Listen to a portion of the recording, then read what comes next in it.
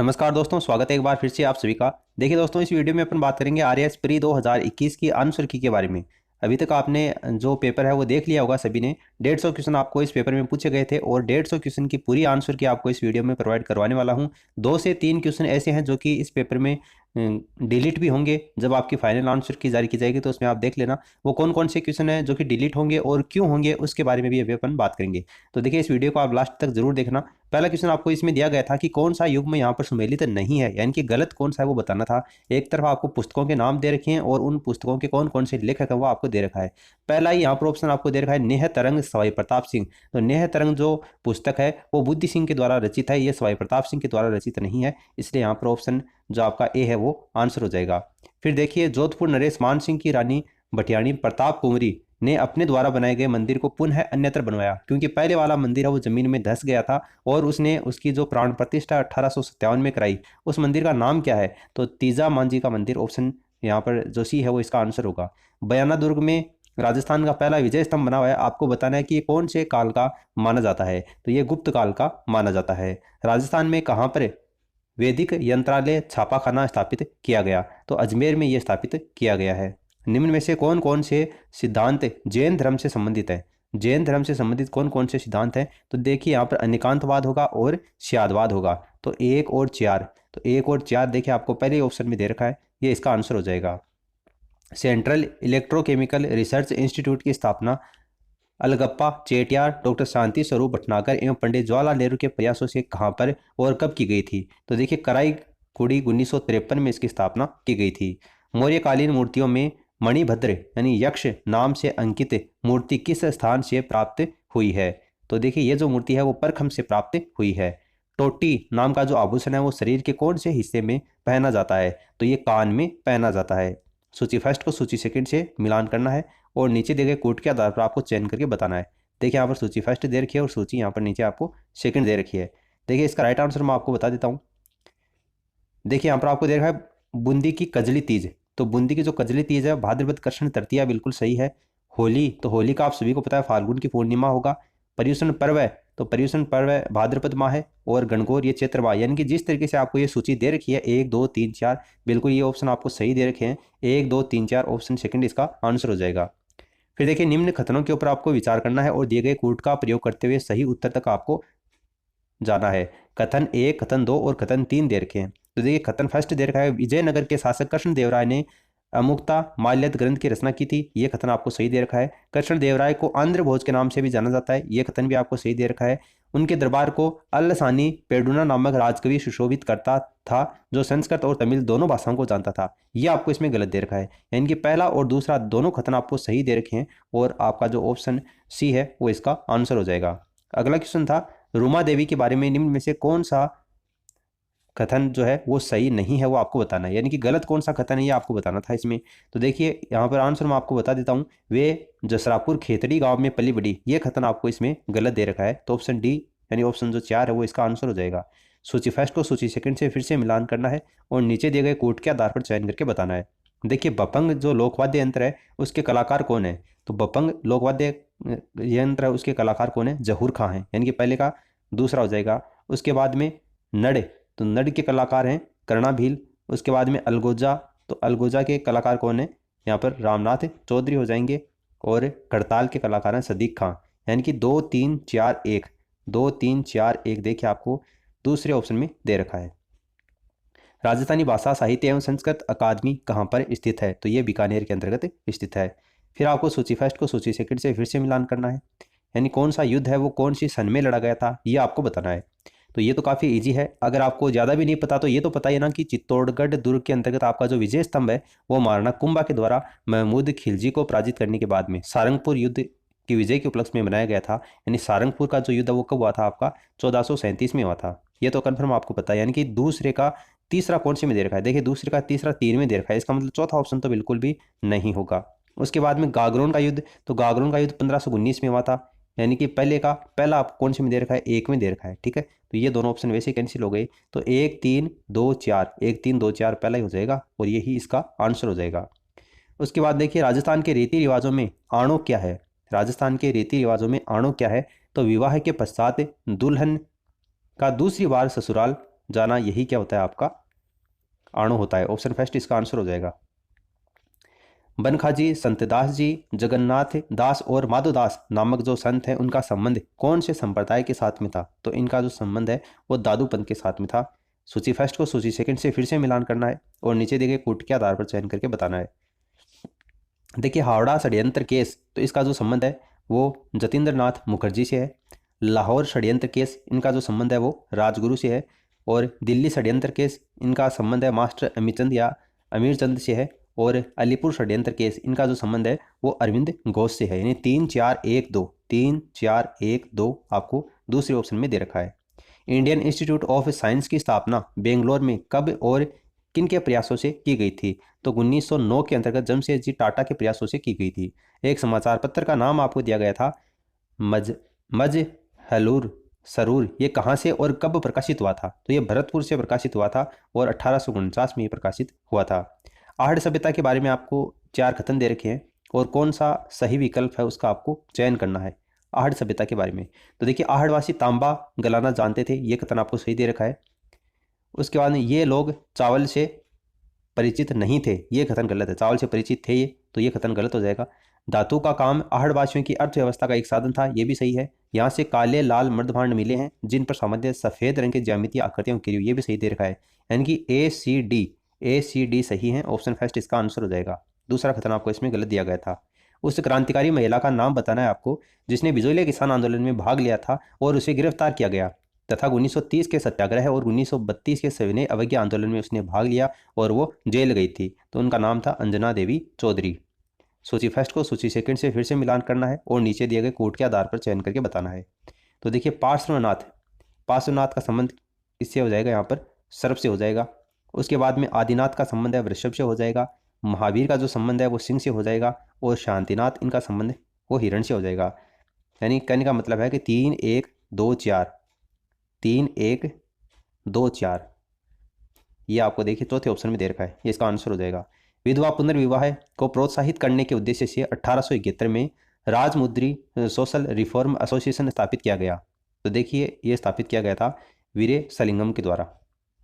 भारत छोड़ो आंदोलन के दौरान कनकलता बरुआ नामक एक कन्या ने जनता का एक जुलूस निकाला और पुलिस की परवाह न करते हुए थाने में घुसने के प्रयास में गोली खाई थी।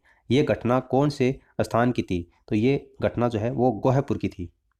सूची फर्स्ट को सूची सेकंड से फिर से मिलान करना था। ये क्वेश्चन काफ़ी पूछे गए थे आपको इस बार। देखिए इसका आंसर मैं आपको बता देता हूँ। व्रीहि का जो संबंध है वो चावल से है। उसके बाद में मुदक का जो संबंध है वो मूंग से है। यव का जो संबंध है वो जौ से है। ये यव है वो अपन जौ को तो कहते हैं। और इक्षु का जो संबंध है वो गन्ने से है। यानी कि 2 3 और 4 1, 2 3 4 1, ये आपको चौथे ऑप्शन में दे रखा है। राजस्थान उच्च न्यायालय के निम्नांकित न्यायाधीशों में से कौन राजस्थान सरकार में राज्य मंत्री के पद के ऊपर आसीन रहे थे? तो जस्टिस फारूक हसन, ऑप्शन आपका जो सी है वो इसका आंसर हो जाएगा। विशाखा व अन्य बनाम राजस्थान राज्य व अन्य मुकदमा संबंधित है। तो ये मुकदमा किससे संबंधित है? कार्यस्थल के ऊपर महिलाओं के यौन उत्पीड़न की रोकथाम से संबंधित है। निम्नलिखित में से किसने कहा था एक संविधान एक मशीन की तरह बेजान चीज है, इसमें वे लोग जीवन फूंकते हैं जो इसका नियंत्रण करते हैं। भारत में बस कुछ ईमानदार लोगों की आवश्यकता है जिनके लिए राष्ट्रहित ही सर्वोपरि है। ये कथन किसका, ये आपको बताना है। तो डॉक्टर राजेंद्र प्रसाद का ये कथन है। संविधान में मूल कर्तव्यों को जिसकी सिफारिश के ऊपर सम्मिलित किया गया वह कौन है? तो स्वर्ण सिंह समिति की सिफारिश के आधार पर सम्मिलित किया गया था। मुख्यमंत्री चिरंजीवी स्वास्थ्य बीमा योजना की कौन सी विशेषता इसमें गलत है? तो देखिए जो गलत है वो मैं आपको बता देता हूँ। पहली दूसरी तीसरी सही है, चौथी जो विशेषता है वो गलत है। यानी कि मरीज जिस बीमारी के लिए अस्पताल में भर्ती होता है उसके 5 दिन पहले व डिस्चार्ज के 10 दिन बाद तक अस्पताल में की गई जांचों, दवाइयों एवं परामर्श शुल्क का वे पैकेज की राशि में सम्मिलित है। ये कथन आपको इसमें गलत दे रखा है। राजस्थान में लोकायुक्त के संबंध में निम्नलिखित में से कौन सा कथन सही है? सही कौन सा है राजस्थान के लोकायुक्त के संबंध में वो बताना है। तो देखिए वह राज्यपाल के द्वारा नियुक्त होता है और विधानसभा के प्रति उत्तरदायी होता है। ये कथन आपको सही दे रखा है। उसका जो क्षेत्राधिकार होता है वो मंत्री, राज्य विधानसभा के सदस्यों और उच्च लोक सेवकों तक फैला हुआ है। ये गलत है। वह भ्रष्टाचार व कुशासन के मामलों के ऊपर विचार करता है। ये भी सही दे रखा है। उसका कार्य आरोपों की जांच करना है न कि शिकायतों का। ये भी गलत है। यानी कि ए और सी सही है। ए और सी आपको तीसरे ऑप्शन में दे रखा है। राजस्थान विधानसभा के प्रक्रिया तथा कार्य संचालन संबंधी नियमों के अनुसार निम्नलिखित में से कौन से विभाग के प्राकलन समिति क के नियंत्रणाधीन है? तो ये गृह विभाग के अधीन है। ऑप्शन फोर्थ इसका आंसर होगा। भारत के संविधान के अनुच्छेद 103 के तहत राष्ट्रपति लोकसभा सदस्यों की निहरताओं से संबंधित किसी भी प्रश्न के ऊपर कोई निर्णय देने से पूर्व निम्नलिखित में से वो किसकी राय लेगा? तो निर्वाचन आयोग की वो राय लेगा। सूचना के अधिकार अधिनियम के उद्देश्यों के संबंध में आपको बताना है कि कौन सा यहाँ पर सही नहीं है, यानी कि गलत कौन सा दे रखा है, ये बताना है।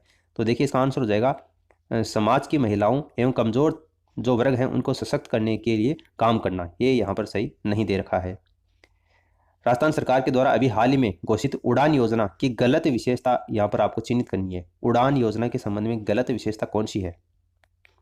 इस योजना के अंतर्गत प्रदेश के सभी महिलाओं को 19 नवंबर 2021 से सैनिटरी नैपकिन निःशुल्क मिलेंगे, ये आपको यहाँ पर गलत दे रखा है। ऑप्शन सेकंड इसका आंसर हो जाएगा। राजस्थान नगर पालिका अधिनियम 2009 के प्रावधानों के अनुसार राज्य सरकार के द्वारा नगर परिषद में अधिकतम कितने व्यक्ति नाम निर्दिष्ट किए जा सकते हैं? तो 8 व्यक्ति इसका आंसर हो जाएगा। राज्य निर्वाचन आयोग राजस्थान से संबंधित निम्नलिखित कथनों पर आपको विचार करना है। राज्य निर्वाचन आयोग राजस्थान का गठन दिसंबर 1994 में हुआ था, तो ये कथन आपको गलत दे रखा है। इसका एक सचिव होता है जो कि राज्य का मुख्य निर्वाचन अधिकारी भी होता है, ये कथन आपको सही दे रखा है, यानी कि केवल सेकंड सही है, ये इसका आंसर हो जाएगा। राजस्थान प्रशासनिक सेवा अधिकारियों को पहली बार जिला कलेक्टर के रूप में पद स्थापना निम्नलिखित में से किस वर्ष की गई थी? तो वर्ष 2009 में की गई थी। निम्नलिखित में से नागरिक अधिकार पत्र के मूल तत्व में निम्नलिखित सही नहीं है, यानी कि निम्नलिखित कौन सा नहीं है वो आपको बताना है। तो देखिए इसका आंसर हो जाएगा अभिकरण के कार्य के निरीक्षण का प्रावधान। ऑप्शन सेकंड जो होगा वो इसका करेक्ट आंसर होगा। राजस्थान लोक सेवा आयोग अपने कार्यों का वार्षिक प्रतिवेदन प्रस्तुत करता है, तो राज्यपाल के समक्ष ये प्रतिवेदन प्रस्तुत करता है। राज्य विधान परिषद के उत्साधन के लिए राज्य विधानसभा द्वारा संविधान के अनुच्छेद 169 के अंतर्गत स्वीकृत संकल्प के बारे में निम्नलिखित में से कौन सा कथन सही है वो आपको बताना है। तो देखिए इसमें से जो कथन सही आपको दे रखा है वो मैं आपको बता देता हूँ। केंद्र सरकार के ऊपर कोई बाध्यता अधिरोपित नहीं करता है कि वह संसद के विधि निर्माण हेतु कार्रवाई करे, ये ऑप्शन इसमें इसका राइट आंसर होगा। राजस्थान पंचायती राज अधिनियम 1994 की धारा को संशोधित करके ग्राम सेवक के स्थान पर ग्राम विकास अधिकारी अभिव्यक्ति को प्रतिस्थापित किया गया है, तो यह धारा आपकी 89 हो जाएगी। भारत के संविधान में वर्णित नीति निर्देशक तत्वों सम्मिलित युग्म आपको पहचानना है। तो देखिए पुरुष व स्त्रियां दोनों को समान कार्य के लिए समान वेतन, अनुच्छेद 39, ये इसका राइट आंसर होगा। राष्ट्रीय न्यायिक नियुक्ति आयोग से संबंधित कौन से संविधान संशोधन अधिनियम को उच्चतम न्यायालय की संविधान पीठ में असंवैधानिक घोषित कर दिया था? तो देखिए 99वां संविधान संशोधन अधिनियम इसका राइट आंसर होगा। गुरुमुख निहाल सिंह को राजस्थान का प्रथम राज्यपाल नियुक्त किया गया था, कब नियुक्त किया गया था? 25 अक्टूबर 1956 को। Option fourth. भारत के उच्चतम न्यायालय के मुख्य न्यायमूर्ति का सही क्रम इनमें से कौन सा है? तो देखिए HL दत्तू, TS ठाकुर और जगदीश सिंह खेहर, ऑप्शन सी इसका करेक्ट आंसर होगा। फिर आपको एक कथन दे रखा है और एक कारण दे रखा है। देखिए कथन दे रखा है नियंत्रक और मालिका परीक्षक का कर्तव्य न केवल व्यय की वैधता सुनिश्चित करना अपितु इसका औचित्य भी है। कारण ये दे रखा है कि उसे वित्तीय प्रशासन के क्षेत्र में संविधान और संसद के कानूनों को बनाए रखना है। तो यहाँ पर कथन और कारण आपको दोनों सही दे रखे हैं और कारण इस कथन की सही तरीके से व्याख्या भी करता है। तो ये देखिए ए और आर दोनों सही हैं, आर ए की सही व्याख्या है, ऑप्शन सी इसका आंसर हो जाएगा। फिर आपको सूची फर्स्ट को सूची सेकंड से मिलान करना है, नीचे दिए गए कूट के आधार पर चयन करके बताना है। तो मूल अधिकार सरदार पटेल इसके अध्यक्ष थे। उसके बाद में कार्य संचालन, तो देखिए KM मुंशी इसके अध्यक्ष थे। संघ समिति के तो जवाहरलाल नेहरू थे और प्रारूप समिति तो भीमराव अम्बेडकर थे, ये आप सभी को पता ही है। तो 4-3-2-1 ये आपको देखिए तीसरे ऑप्शन में दे रखा है। निम्नलिखित में से कौन राजस्थान राज्य मानवाधिकार आयोग के अध्यक्ष पद पर नियुक्ति हेतु अधिकृत है? तो देखिए राजस्थान के अंतर्गत ये उच्च न्यायालय का जो मुख्य न्यायाधीश होगा वो इसका राइट आंसर होगा, उच्च न्यायालय का मुख्य न्यायाधीश। राजस्थान के निम्नांकित मुख्यमंत्रियों में से कौन लोकसभा के सदस्य नहीं रहे हैं? तो देखिए इसमें हरिदेव जोशी नहीं रहे हैं, भैरव सिंह शेखावत और बरकतुल्ला खान। देखिए A, B और D कौन से ऑप्शन में दे रखा है वो इसका आंसर हो जाएगा, ऑप्शन सी।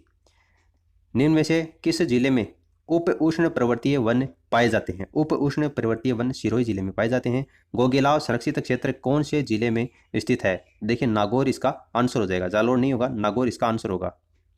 निम्नलिखित में से कौन सा सही सुमेलित है? सही सुमेलित कौन सा इनमें से?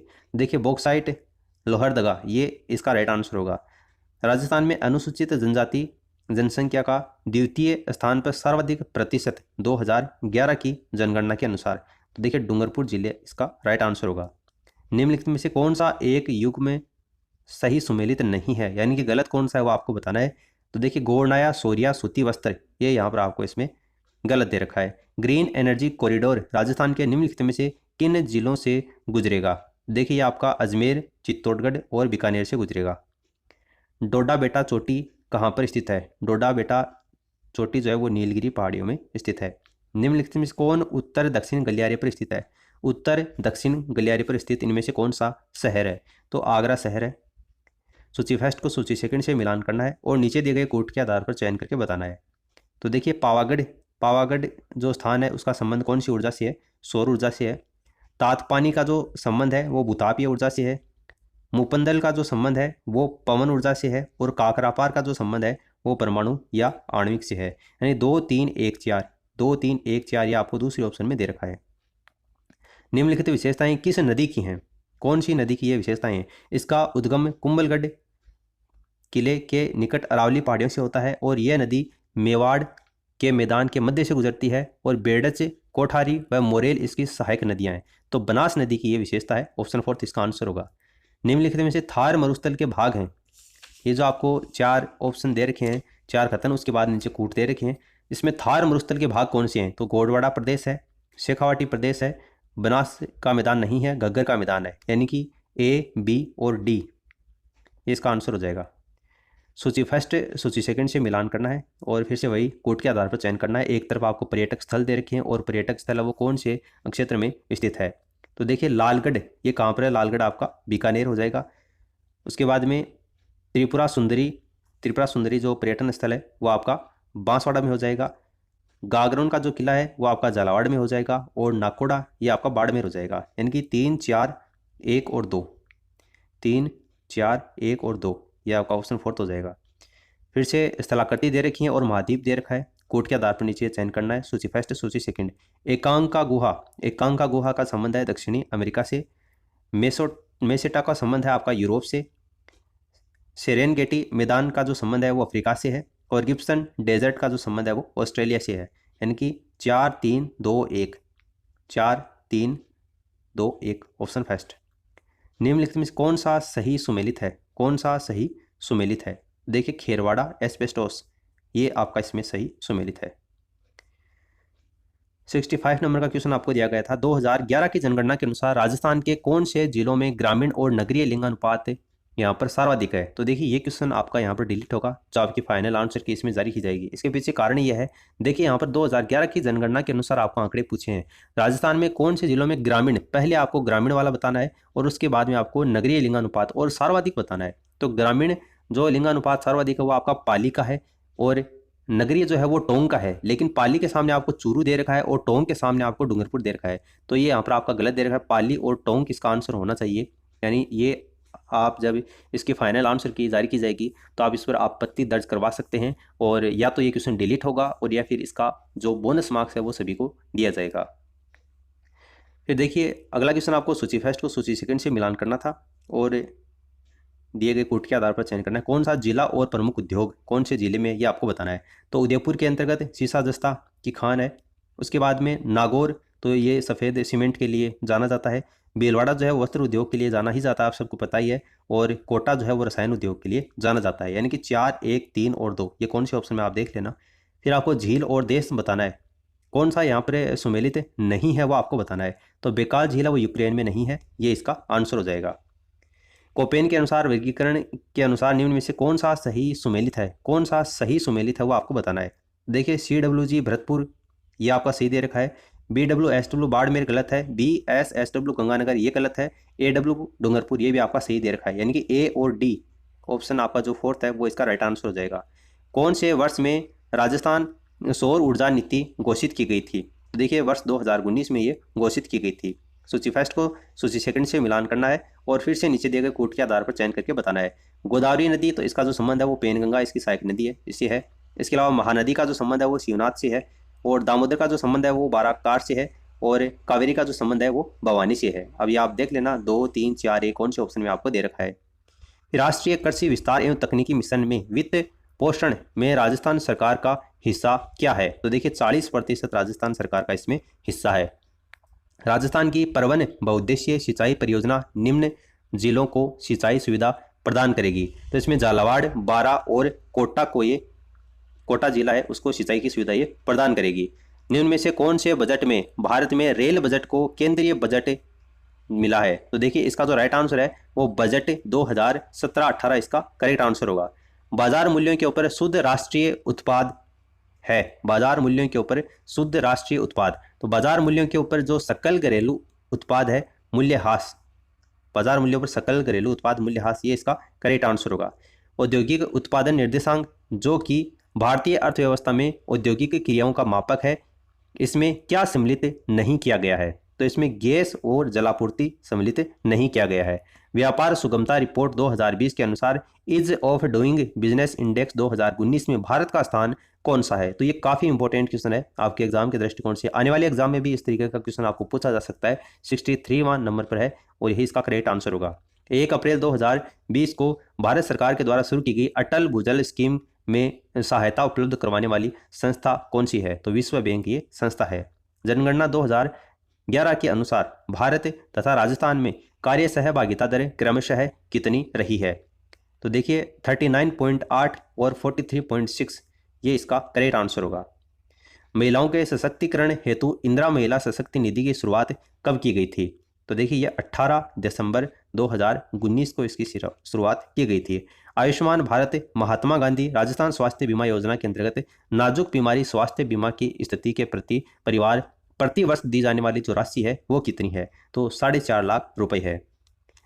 राजस्थान में राष्ट्रीय ग्राम स्वराज्य अभियान के संदर्भ में निम्नलिखित में से कौन सा कथन यहाँ पर आपको गलत दे रखा है वो बताना है। तो देखिए इस योजना का नारा है आपनी योजना आपनो विकास, ये कथन आपको इसमें गलत दे रखा है। तो ऑप्शन आपका जो सी है वो इसका राइट आंसर हो जाएगा। बाकी जो 3 है वो इसके संबंध में सही है। राजस्थान बजट 2021-22 के अनुसार फिनटेक डिजिटल विश्वविद्यालय की स्थापना कौन से जिले में की गई है? तो जोधपुर में इसकी स्थापना की गई है।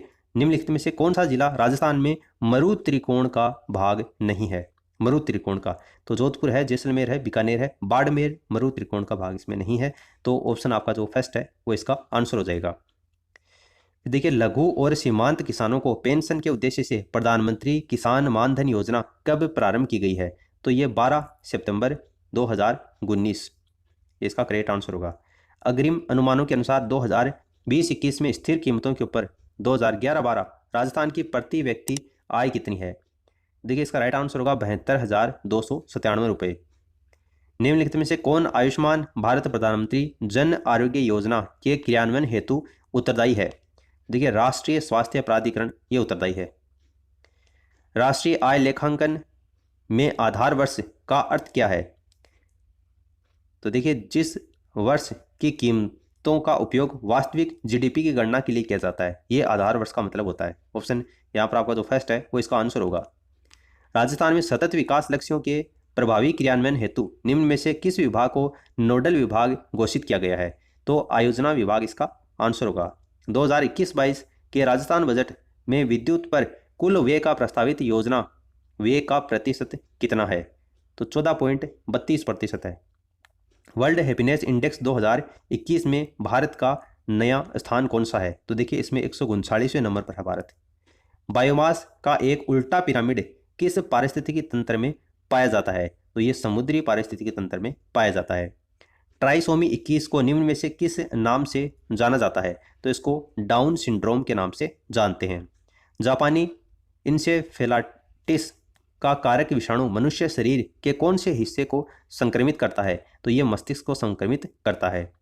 16:9 के चित्र अभिमुखता अनुपात यानी जो पिक्चर एस्पेक्ट रेशियो है उसके साथ में प्रदर्श विभेदन यानी कि आपका जो डिस्प्ले रिजोल्यूशन है 1080 पिक्सल, इसका मतलब क्या है ये आपको बताना है। तो इसका मतलब है 1920 और 1080 पिक्सल। विज्ञान और प्रौद्योगिकी विभाग के अधीन कार्यरत राज्य रिमोट और सेंसिंग एप्लीकेशन सेंटर कहाँ पर स्थित है? तो ये आपका जोधपुर में स्थित है। पिछली सदी में वैश्विक औसत तापमान में कितनी वृद्धि हुई थी? तो ये जो वृद्धि है वो 1.8 डिग्री इसका आंसर हो जाएगा। संपीड़ित प्राकृतिक गैस यानी कि जो सीएनजी मुख्यतः है, इसमें देखिए मीथेन इसका करेक्ट आंसर होगा। क्वांटम डॉट है, क्वांटम डॉट क्या है? अर्धचालक नैनो संरचना, ये क्वांटम डॉट है। रक्षा अनुसंधान और विकास संगठन का आदर्श वाक्य क्या है? रक्षा अनुसंधान और विकास संगठन का आदर्श वाक्य क्या है? बलस्य मूलम विज्ञानम, ये इसका आदर्श वाक्य है। स्टेथोस्कोप में रोगी की दिल की धड़कन की ध्वनि डॉक्टर के कानों तक पहुंचती है ध्वनि के बहुपरावर्तन के द्वारा, ध्वनि के बहुपरावर्तन के द्वारा ये साउंड पहुंचता है। दुर्दम यानी कि मेलिग्नेंट मलेरिया होता है, तो ये जो मलेरिया है वो प्लाज्मोडियम फैल्सीपेरम से होता है। तो ऑप्शन आपका जो इसमें सेकंड दे रखा है वो इसका आंसर हो जाएगा। कड़कनाथ एक किस्म है, कड़कनाथ एक किस्म है, तो ये मुर्गे की एक किस्म है। MOEMS का पूर्ण रूप क्या है? तो इसका आंसर हो जाएगा micro octo electro mechanical systems. Option आपका जो फर्स्ट है वो इसका आंसर होगा। निम्न में से कौन से विटामिन से वसा में घुलनशील हैं? कौन से विटामिन वसा में घुलनशील हैं? तो विटामिन ए और विटामिन डी ये वसा में घुलनशील हैं। राजस्थान में सौर वेधशाला कहाँ पर स्थित है? तो ये उदयपुर में स्थित है। निम्न में से कौन सा एक जूनोटिक रोग नहीं है? कौन सा एक जूनोटिक रोग नहीं है? तो म्यूकोर माइकोसिस ये एक जूनोटिक रोग नहीं है।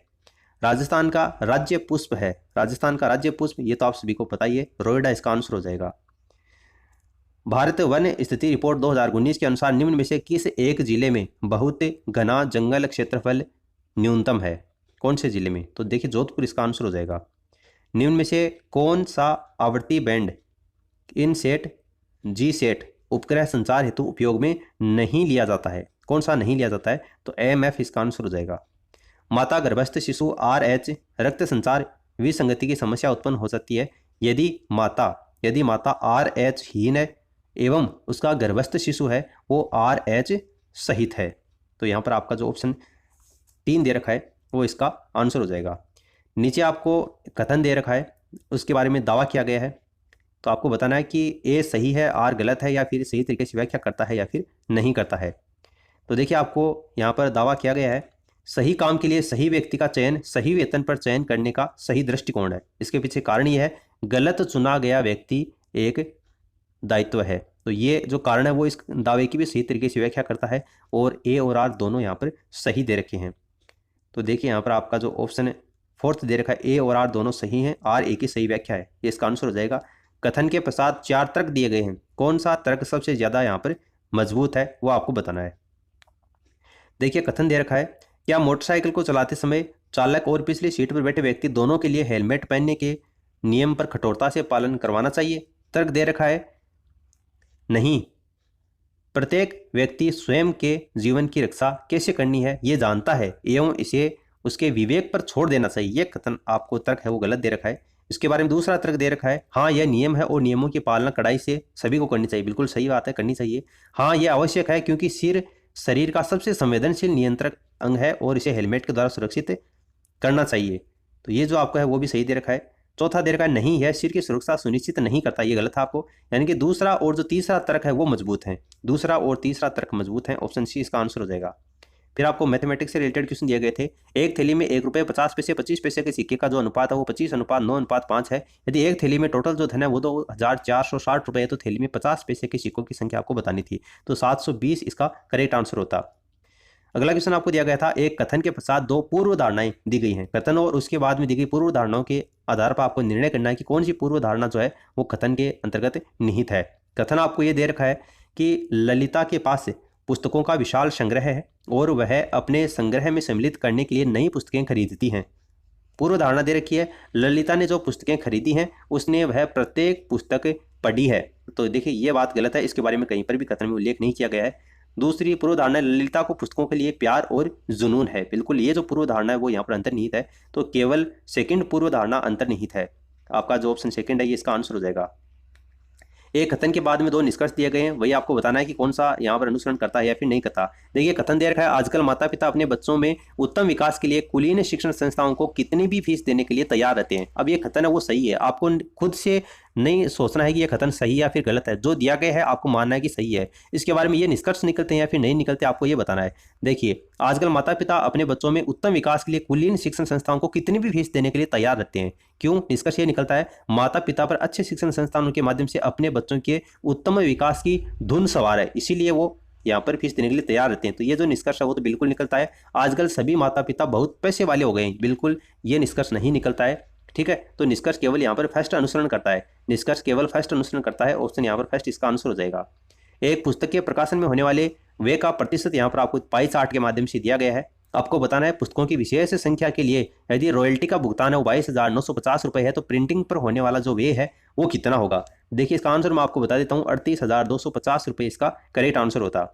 अगर आपको मैथ रीजनिंग का जो क्वेश्चन यहाँ पर आपको दिए गए थे, अगर इनके आपको डिटेल सॉल्यूशन जानने हैं तो आप नीचे कमेंट सेक्शन में कमेंट करके बता देना, क्योंकि यहाँ पर अगर मैं आपको हर एक क्वेश्चन का डिटेल सॉल्यूशन बताऊंगा तो वीडियो बहुत ज़्यादा लंबा हो जाएगा। ठीक है, तो यहाँ पर मैं आपको केवल आंसर बता देता हूँ, क्योंकि आप पेपर देकर आए थे तो आपने जो आंसर किए थे और यहाँ पर मैं आपको जो आंसर बता रहा हूँ वो कितने मैच करते हैं, कितने क्वेश्चन आपके सही होते हैं, वो यहाँ पर आप कैलकुलेट कर सकें।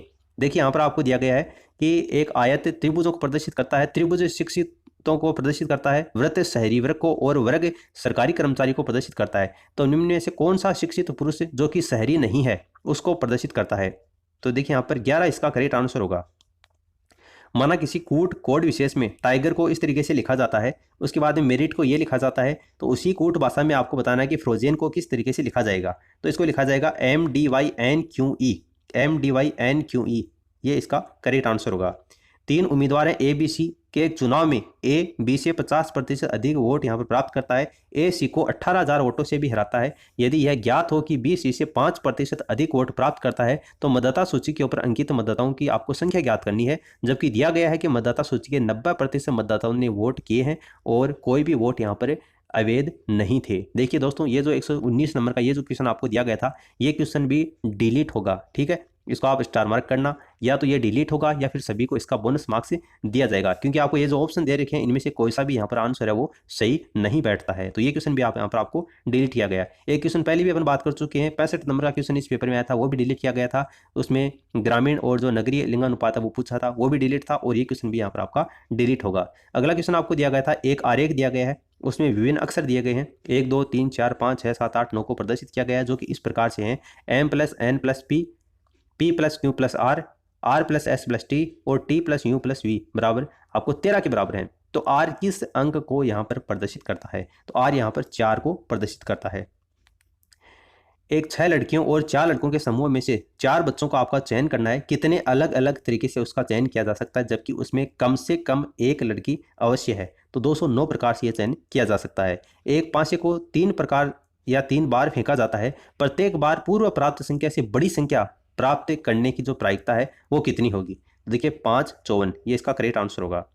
जब घड़ी सुबह के 8:45 दिखाती है तब मिनट की सुई पूर्व की ओर इशारा करती है, 3 घंटे के बाद में घंटे की सुई किस दिशा की ओर इशारा करती है। तो देखिए पूर्व दक्षिण, ये इसका करेक्ट आंसर होगा। एक आयताकार कमरा 12 मीटर लंबा, 6 मीटर चौड़ा और 4 मीटर ऊंचा है। इसमें 2 दरवाजे प्रत्येक 2 बाई 1 मीटर के और 2 खिड़कियां प्रत्येक 1.5 मीटर बाई 1 मीटर की हैं। यदि दीवारों का रंग करवाने की दर है वो 15 रुपये प्रति वर्ग मीटर है, तो दीवारों पर रंग करवाने का टोटल मूल्य कितना होगा। तो 2055 रुपये इसका आंसर आएगा।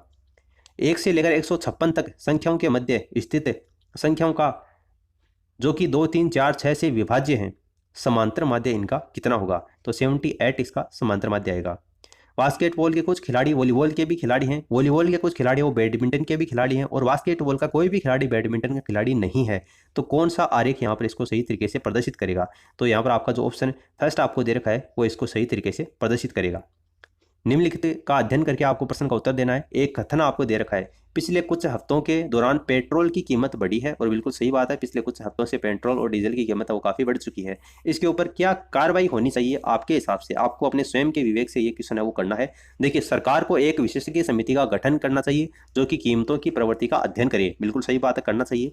सरकार को पेट्रोल तुरंत टैक्स कम कर देना चाहिए, गलत बात है, क्योंकि अपन खुद अपने हिसाब से देखें तो ये सही, लेकिन अगर सरकार के रवैये से देखा जाए तो ये कथन यहाँ पर गलत होगा। इस तरीके की कार्रवाई नहीं की जानी चाहिए। सरकार को सामान्य जनता को ये सलाह देनी चाहिए कि कुछ सप्ताह के लिए पेट्रोल खरीदने से परहेज करिए, तो ये कार्रवाई जो है वो भी गलत होगी। यानी कि कार्रवाई केवल जो फर्स्ट होगी वो सही होगा। केवल फर्स्ट आपको कौन से ऑप्शन में दे रखा है? पहले ऑप्शन में दे रखा है, ये इसका आंसर हो जाएगा। नीचे दिए गए चित्र में आयत और वर्ग दोनों की कुल संख्या कितनी है ये आपको बताना है। आयत और वर्ग की टोटल संख्या कितनी आएगी? देखिए 21 इसका करेक्ट आंसर होगा। वीरेंद्र राजेंद्र के पिता का लड़का है, राजेंद्र की बुआ मंजू है, आदर्श मंजू का पति है और प्रकाश का दामाद है।